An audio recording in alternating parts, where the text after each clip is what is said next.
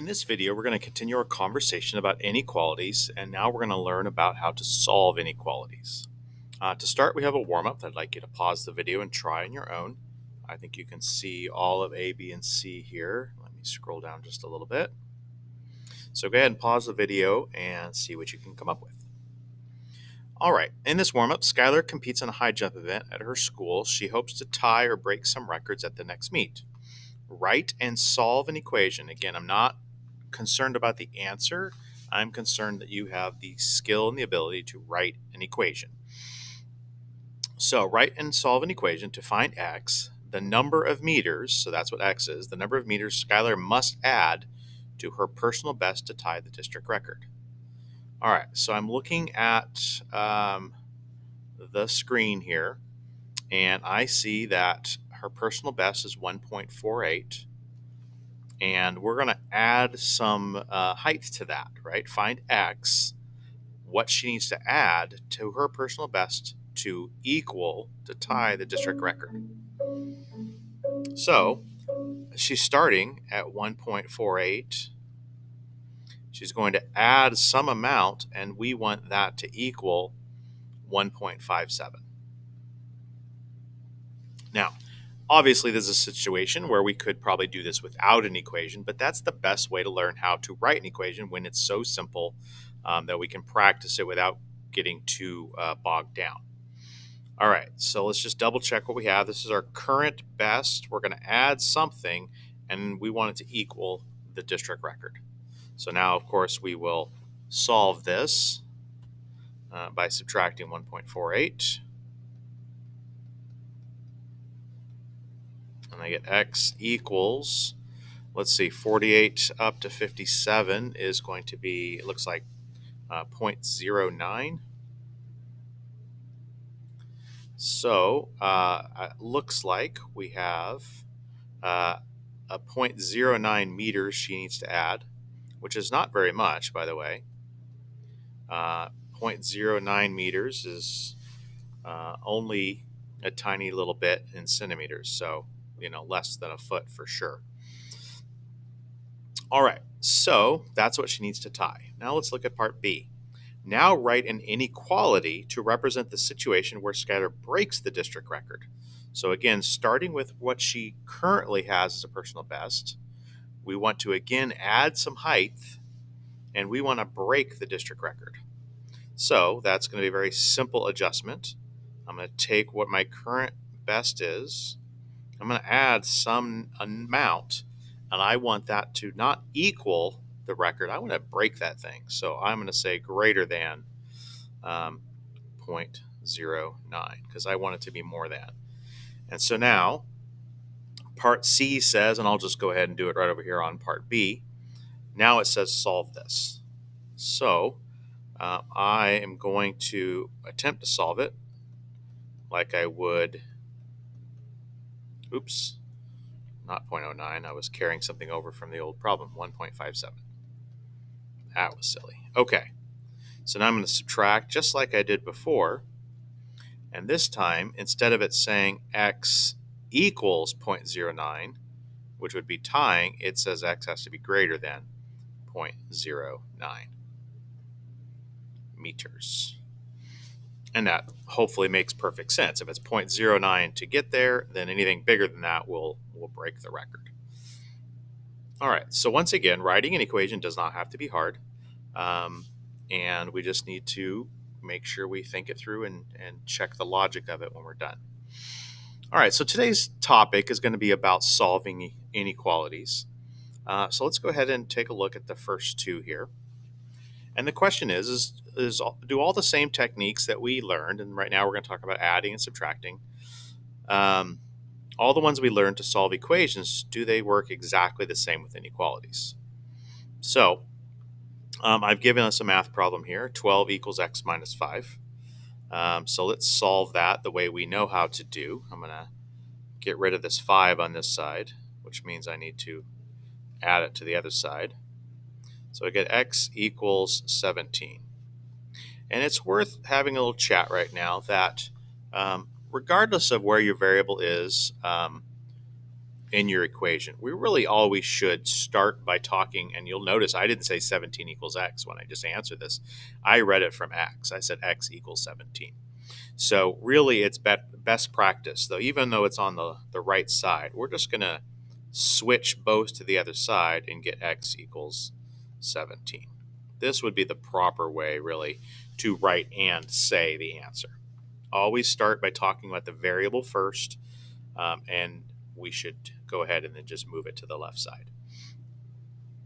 All right, but back to this inequality now. So if I go ahead and assume that the rules will work, I'm going to add 5 to both sides. I get 17. I get less than or equal, and I get x. X, and how would I say this? Read it from the x. X is greater than or equal to 17. So I want to switch the sides and say it, put the variable on the left side. But notice, it's a little more thought you need to put into it, because I'm not just going to write x is less than or equal to 17, because that's not what the problem says. So if I'm going to move the x to the other side, move the 17, just like I did here, right? I have to be careful, because now I've just changed the meaning of the statement. Here it says x is greater than or equal to 17. Here it says x is less than or equal to 17. What is the true answer? The true answer is that we have to have the x greater than or equal to 17. Okay, so, and it's easy to tell that if you just do it how you would read it. Read it from the variable. X is greater than or equal, so read it that way, and then x is greater than or equal to 17. Let's check to see if this is a true statement, because you know what? It's pretty easy to make a mistake. So on this one, checking is pretty simple, right? In the first one, I would just plug 17 in. So let me change colors real quick. I would do 12 equals 17 minus 5. 12 equals 12. Great.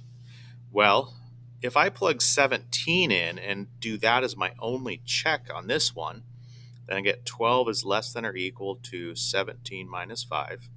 I get 12 is less than or equal to 12. That's true, but that doesn't guarantee that I am correct in my answer. What I would do is I would test that border point, just like we did, make sure that it's, in fact, the border. But then I'm going to test one additional point at least inside of the correct range. So I'm saying the answer has to be bigger than 17.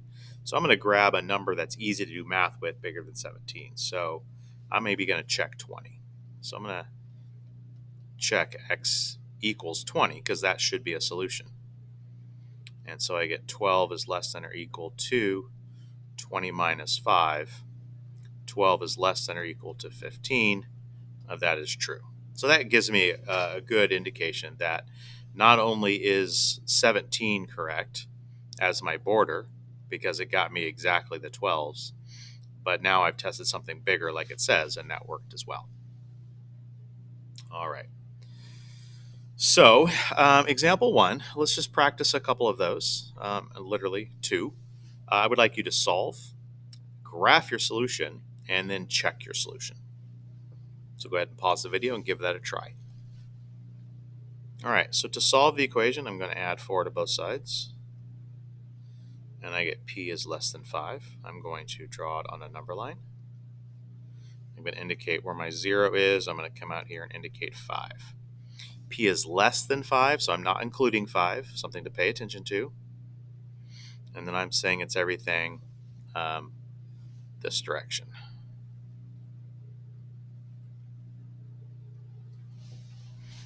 All right, now let's test some of those points I just said work. I'm going to plug in 5, and 5 shouldn't work, but 5 should almost work, right? So 5 minus 4 is less than 1. 5 minus 4 is 1 is less than 1, which is not true, and that's okay because I didn't include it. That's why I have the open circle. Now I'm saying everything less than 5 works, so I'm going to test anything less than 5, and then if it works, I'll feel confident that they probably all work. So I'm going to try 0. So I have 0 minus 4 is less than 1. Negative 4 is less than 1. Don't automatically assume it's true. Think it through. Negative 4 is the left of 1. That is true. So I feel pretty good about this answer. And then I'm going to subtract 4. C is greater than 3. Number line. Indicate 0, indicate 3. Once again, we just have greater than, not the or equal to. So that means we're looking at that. So I think that's my answer. Let's test it. I'm going to test 3, and it shouldn't work, but it should almost work. 3 plus 4 is greater than 7. 7 is greater than 7 is false. And that is why we are open. And I'll test something bigger than 3, like, I don't know, 10. 10 plus 4 is greater than 7. 14 is greater than 7. That is true. So 10 is a solution. 10 works. So I feel strong and confident. I'm going to come back. I'm going to say this is my answer. All right. Now the question is, what about the techniques that we use to solve equations with the multiplication and division? So what I'd like you to do is on the first one, go ahead and try that, maybe the second one, and then start the video and let's take a look at how you did. All right, solve the inequality and then graph and check your solution. And I'm not kidding, check that solution. So if the techniques still hold true for equations, then I should be able to divide by -4, divide by -4, which would give me x is greater than or equal to -3.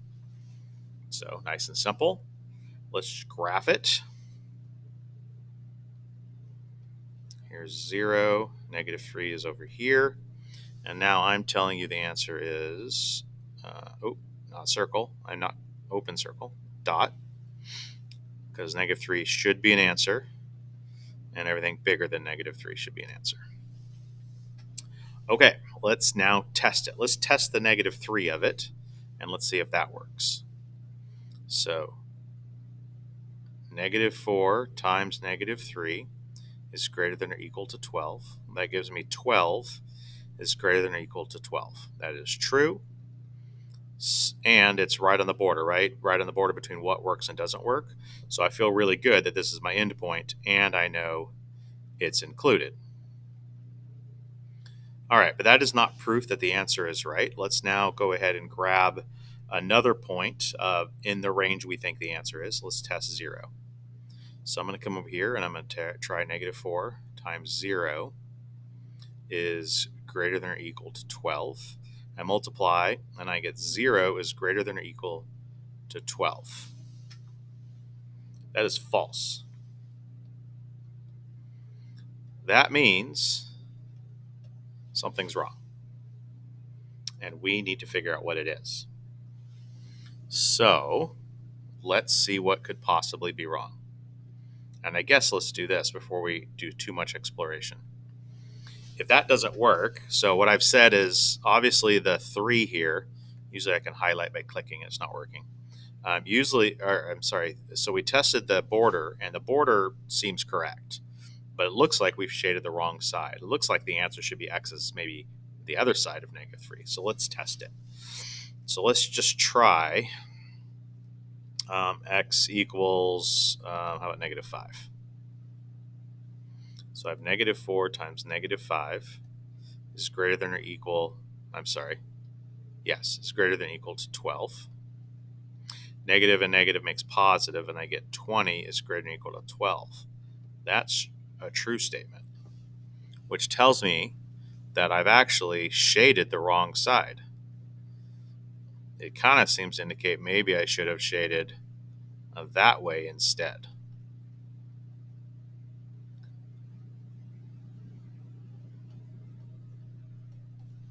So why is that the case? Well, let's try answering this a different way. Okay, so bear with me. I'm going to rewrite this problem, and it's getting a little messy because I didn't think it was going to take this much space. So I'm going to rewrite the problem. So let's try again. This time I'm going to do something kind of crazy, but mathematically sound. I'm going to move instead of dividing and just leaving the x on this side, you know what I'm going to do? I'm going to add the entire 4x to the other side. And when I do that, I get 0 is greater than or equal to, and I cannot add those together, so I'm just writing 4x plus 12 or 12 plus 4x. I like my variables in front, so I'm going to write that.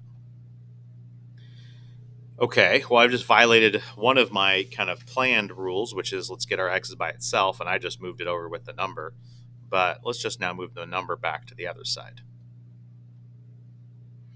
And now I get negative 12 is greater than or equal to 4x. And now let's divide by 4. And I get a statement that says x is less than or equal to negative 3. But again, let's write it the right way. And let me flip it to the side. So I'm going to say this the right way. X is less than or equal to negative 3. So I get x is less than or equal to negative 3. Notice if we compare that to this, not the same. X is less than negative 3, x is greater than negative 3. And when we tested points, the x is less than negative 3 seemed to be the right answer. So what does that tell us? Well, here's what it tells us. That when we have a negative x and we want to solve that problem by multiplying or dividing by a negative number, which we did right here, right? We multiplied right here, and technically we divided on this one, I guess, divided by a negative. My theory is that that's what screwed things up. So before we come up with a rule, let's all try this next one. Let's try b. So, excuse my mess here. I'm going to divide both sides by 3, and I'm going to just get x is less than negative 5. So let's test it. First of all, let's just put that on a graph. I'll scoot 0 over here. I'll put negative 5 here. And so less than negative 5. Open circle. All right, let's test it. I'm going to test negative 5 first. 3 times negative 5 is less than negative 15.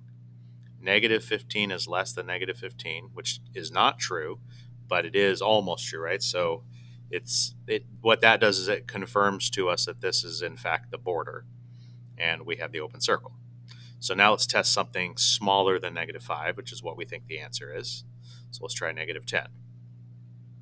3 times negative 10 is less than negative 15. Negative 30 is less than negative 15. That is a true statement. This is correct. So x is less than negative 5 is correct. So what's the only thing we did different in solving A and solving B? Well, in solving A, we divided by a negative, and in B, we did not. We divided by a positive, and that's the difference. So we have to create a new rule that will save us, and that is when you divide on both sides, and or multiply,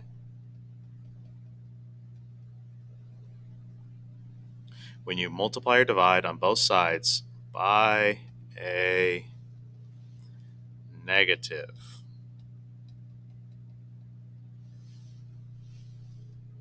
you must swap the inequality. And swap, flip, right, whatever word you want to use to say greater than turns into a less than, right? Because had we done that from the beginning, right, we got an answer. And again, my little clicker's not working. My apologies. We got an answer the second time right here of x is less than negative 3. And we said that works.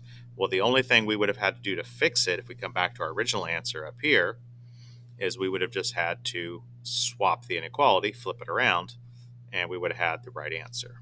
So that's the theory, and that is, in fact, the way we do this. All right, so let's take our newfound knowledge and let's try it on part C. I'm going to give myself a little more room, so I'm just going to rewrite it over here. So I hope we're all at a place now, and we're getting there, some of us, where I'm going to multiply by -4. I'm going to multiply by -4, and now, and this is, it's going to be one of these things where you know that you're supposed to do it, but you're just going to forget to do it. And that's just something that practice and paying attention will help. So I multiply by a -4 times a -1/4. That gives me a positive x. I multiply this side. Half of -4 is -2. But my inequality, since I divided or multiplied by a negative, means I have to swap this. So my answer becomes x is greater than or equal to -2. I'm going to test it, and I'm going to graph it. So my graph is getting so messy on my page here.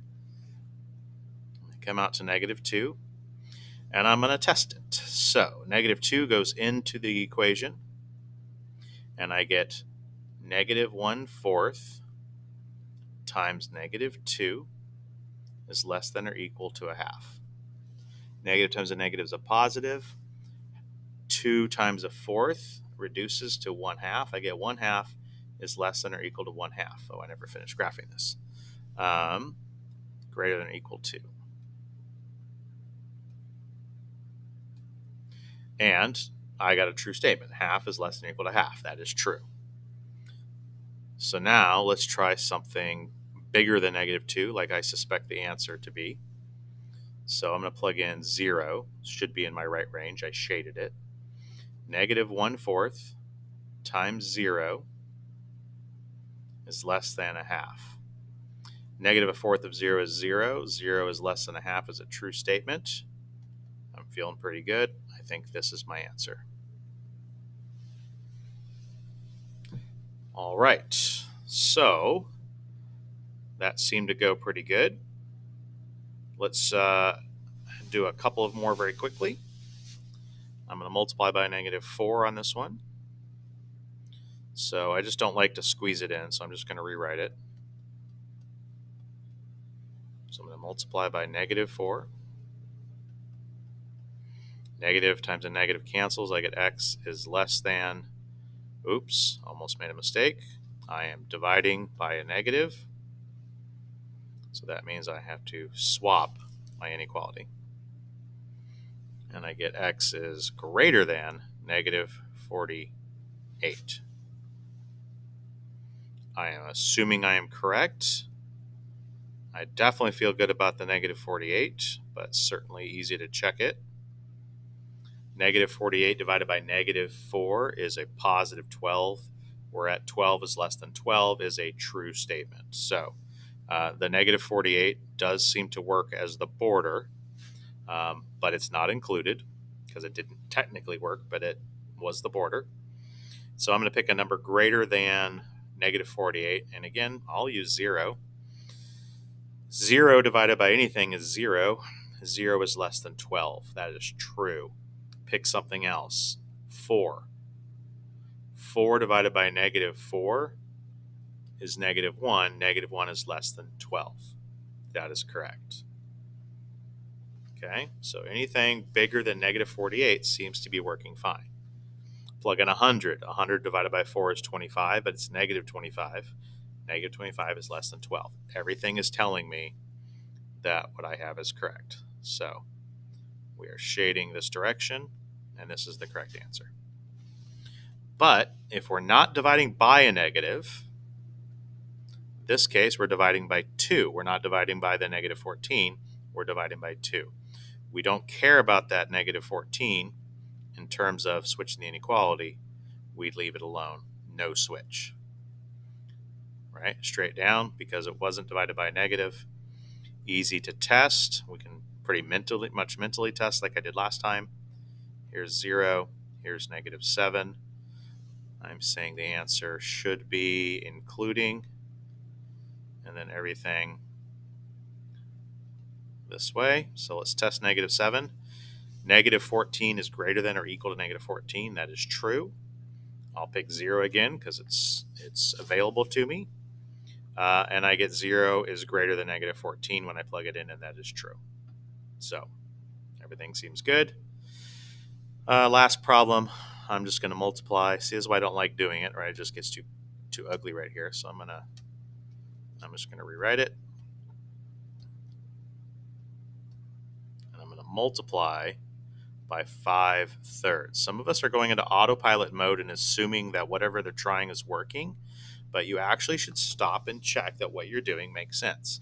I'm multiplying by 5/3 because if I do that, I get 15 over 15, which is 1, or think of it as the 5's cancel and the 3's cancel.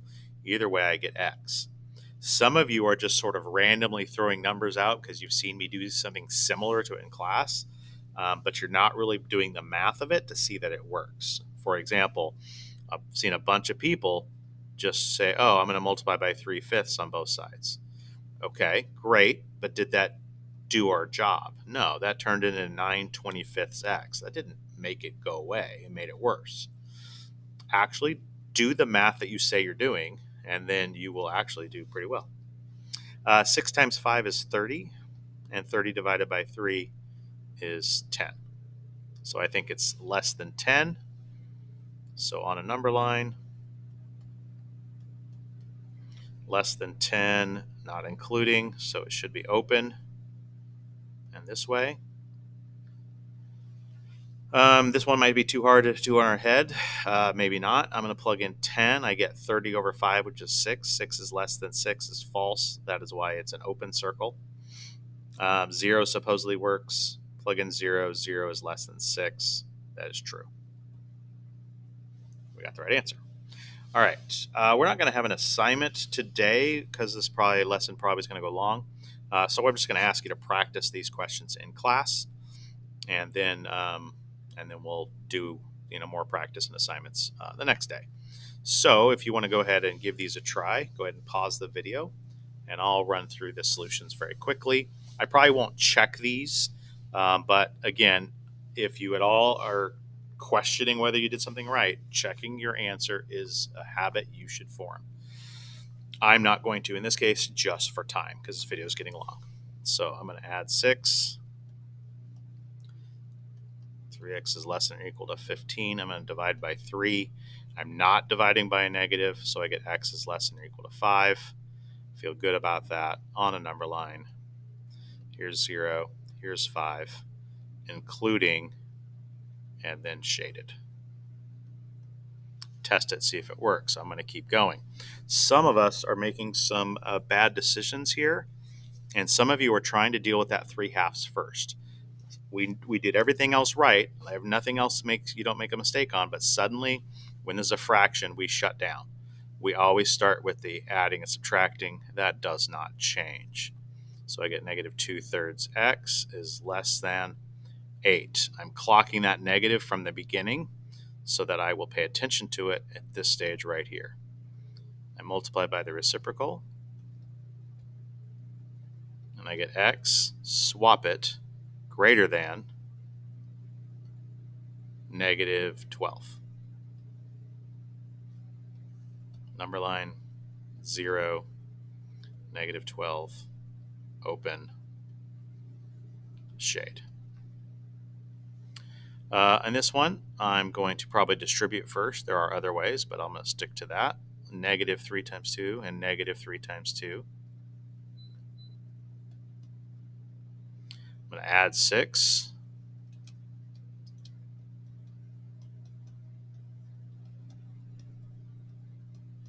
And I'm going to divide by negative 6. And I'm going to notice that that's going to swap. And I can reduce that. I'm going to leave it as a fraction. 2 goes into both of these, so that's negative 8/3. Fractions are fine. Here's 0. 8/3 is between 2 and 3. So here's negative 2, here's negative 3. Negative 3 goes into 8 2 times with a remainder of 2. So this is just negative 2 2/3. Okay, so here's negative 8/3. And we are open circle. Change pen color on this one. Open circle, and then shaded. All right, a couple more. 8 minus 4x. I'll go back and double check. It was a negative. I divided by, I did swap it, making sure. 2 times 4, 2 times 2. I'm going to subtract 8. That doesn't change anything. I'm noticing the negative on the x, negative 7. I divide by negative 4.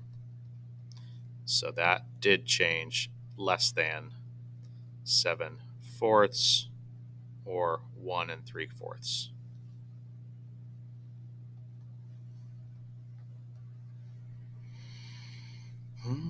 Okay, where's that at? Here's 0, 7/4, 1 3/4. So here's 1, here's 2. We're right here at 7/4. Less than. Open circle. Shaded that way. Distribute. Negative 12x. Noticing that x is negative for now. Plus 4 plus 6x greater than or equal to 16.